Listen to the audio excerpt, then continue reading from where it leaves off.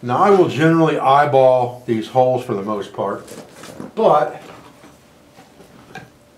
if I get my top hole centered, do I want to put these things at an angle or do I want to put them straight? That's kind of the question that you have to ask yourself. And I like to have that thing pretty well centered on the blade if I can. But you need to kind of draw that center line across there and look at that and see where that's going to put your pins in your handle. Because if your handle's got a drop portion here, then you might be better to have them offset a little bit. That's kind of a personal preference. So what I'm going to do is I'm going to put them right on that center line. And I'm just going to take a punch, and I know about where I want them. I've already measured that out. And then I'm just going to take a punch and punch a hole or punch a divot in the steel right there to give myself a place for the drill bit to seat well.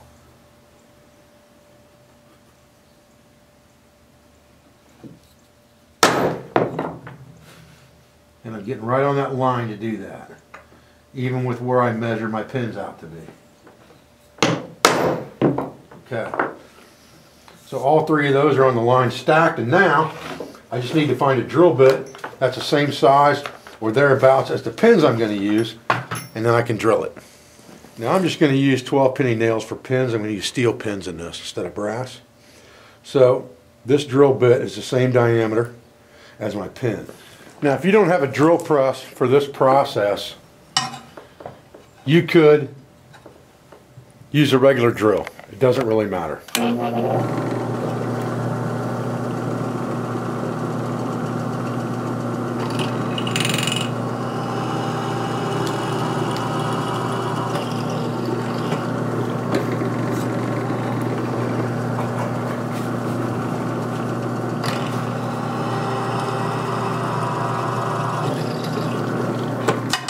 Okay, so we've got our knife grind done. Our ricassos are even. Our grind line is pretty even across the blade on both sides. And we've got our handles drilled. We've got everything formed to the shape that we want it in final. Now it's time to heat treat the blade. Now for heat treat on this blade, we're going to put it in a gas forge. We're going to heat the blade up to a bright yellow color and check it against a magnet to make sure it's at critical temperature. At that point, we're going to check it on a magnet and then quench it in oil. And you can use lots of different types of oil for that, to include professional grade quenching oil. I generally just use motor oil. After the heat treat process, we'll let the knife cool down on its own off to the side, and then we will temper the knife in an oven at 425 degrees for 2 hours.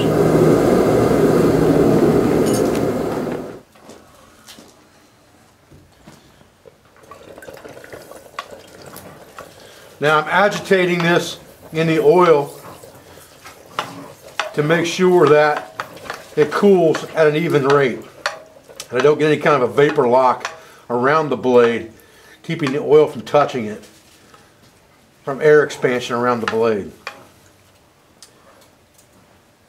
And just pull it out and look at it and make sure it stays straight on you, because sometimes they have a tendency to warp. The longer the blade is, the more they warp. If it stays straight on you, you got lucky. Just leave it in there for a couple minutes at least. Alright, so we've got our blade out of the tempering process now. We got it out of the oven. So it's solid black. And now we're going to have to go back in and do our second grind process on this blade before we put the handles on. But before we do that, we've got a couple scales here that are made from rosewood. And we're going to get those prepared a little bit to be put on the knife. And where we're going to do that is, we're going to use this same grinding jig just to make sure we've got a good flat even surface right here. But we're going to use the flat side instead of the bevel side, so we've got a 90-degree angle going across the belt.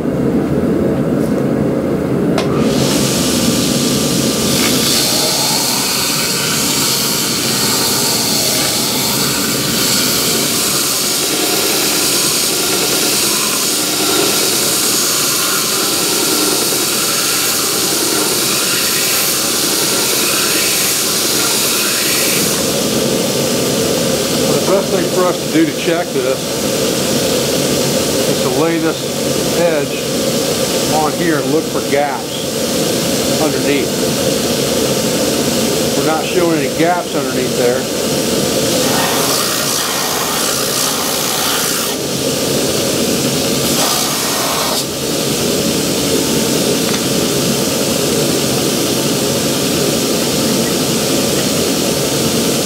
Pretty good.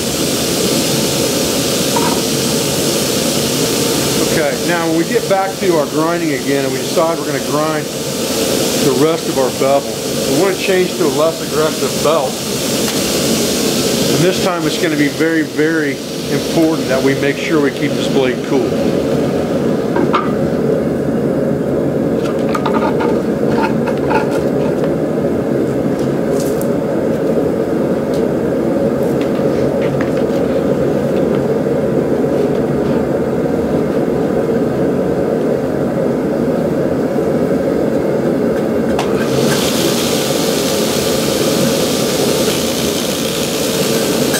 Set up on our jig exactly the way we were before, we can look above that and we can see our ricasso and know where that's supposed to be. And this time we're going to go real gentle. We're not going to get in a hurry because now we want to take this down to almost a wire edge.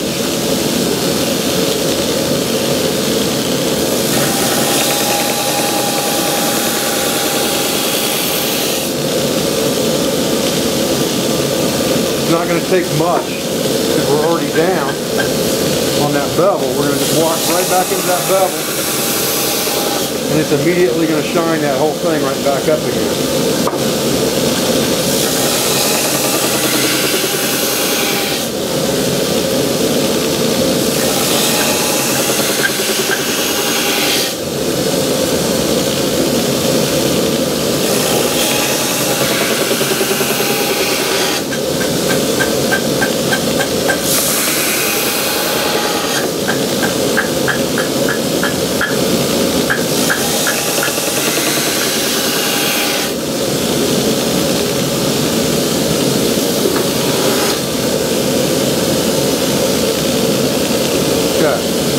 Ready to turn it over.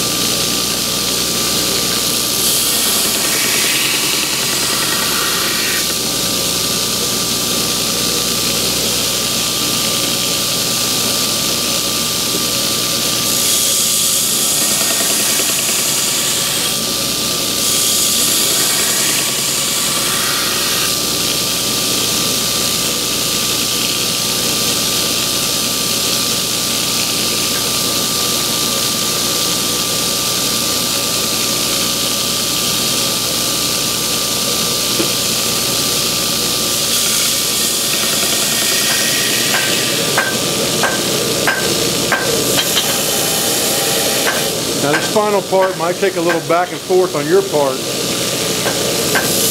but that's the beauty of this jig, is that you should be able to flip back and forth without changing anything. Because what you're looking for now is a wire edge along this blade that you can knock off with the buffing process and get this thing pretty well razor sharp. Now, once I take this off this time, I'm going to show you kind of what I'm looking for at this point in the game. Okay, so when we get done grinding this thing, we can come in here and just touch our point up real quick.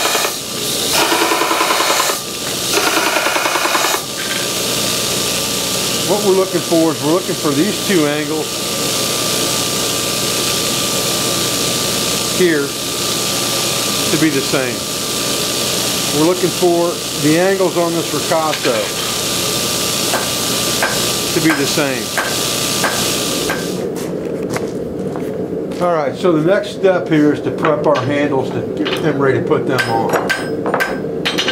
So we're going to, first of all, lay them out to cut them out. I'm going to bring them right to the edge of this ripasso line on the bottom and level along the top and draw around it with a marker. I'm giving myself about a 1/16 of an inch extra here.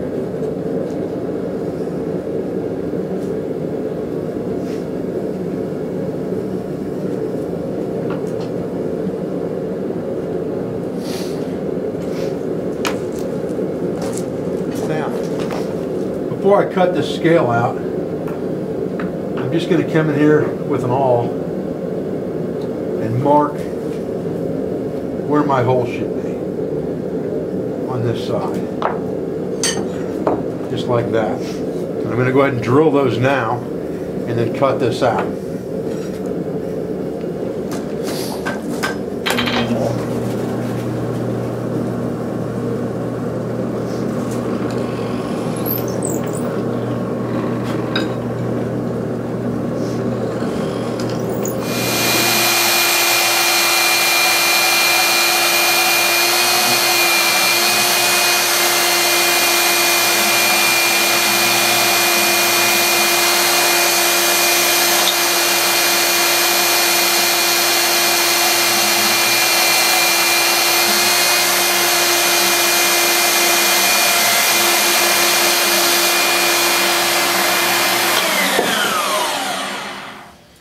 Okay, so there's side 1 done. Now we'll work on side 2, and then we'll be ready to glue them up. Now if we wanted to, we could take these handles over and we could round them up and get them squared up and stuff before we glue them up. But we're going to sand them anyway, so there's really no sense in that. So now what we're going to do is we're going to get this thing assembled with our pins, and we're going to glue it up and clamp it up. Okay, so at this point, we're ready to glue this thing up. Make sure everything's good and clean here. Remember, you got a wire edge on here now, so things going to be pretty sharp. We've got 3 cut off 12-penny nails here, and we're just going to use Gorilla Glue for this, is what I generally use. And it doesn't take very much of this. It kind of fools people.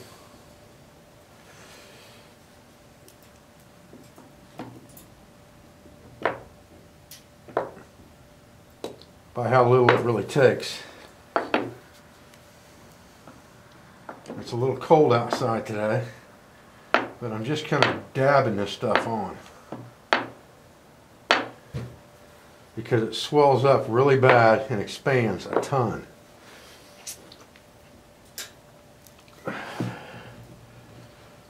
So I'm just going to spread it out real good with my fingers on this wood, just like this. And I also want to put it really well on my pins when I put them through. So I'm going to put some out here on each one of these pins and just kind of rub it in really good as I go through, just like this. And just coat that pin completely with that glue. Basically set that in just like that.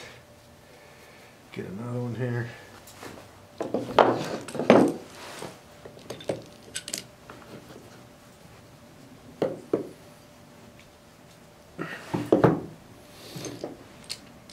The more clamping the better on this stuff, really.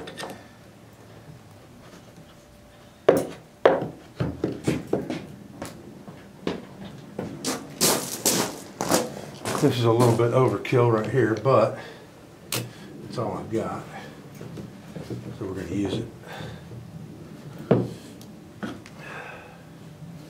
And I may even put one on top right here as well. Okay, so when you get this thing clamped up, it's going to look like something out of Star Wars, but you want to let that thing sit and dry for 24 hours if you're using Gorilla Glue before you go to the next step.